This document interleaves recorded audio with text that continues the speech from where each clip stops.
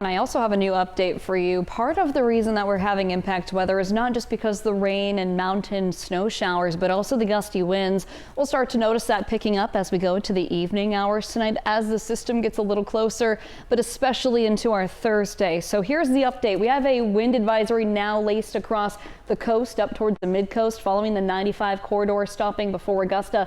So we are going to be looking at west winds picking up. We'll see some up to about 25 miles per hour, but gusts will be capable of going up to 50 as we go into the late evening and into our Thursday. So if you are up towards the north, maybe Augusta, you're still going to be seeing some gusts nearing that category. So just know that weather does not have a border, okay? So we are tracking some showers already moving up the mid coast, not really falling to the ground just yet. A lot of dry air still working its way in, but the bulk of the system still over the Great Lakes right now. Eventually, as we go towards the late evening, snow up towards the mountains. The rain starts right around that 7 o'clock time frame tonight, and you'll have some heavy downpours, but overall the system is in and out, leaving behind mostly snowfall for the mountains. That'll accumulate the most rather than the rainfall that we desperately need.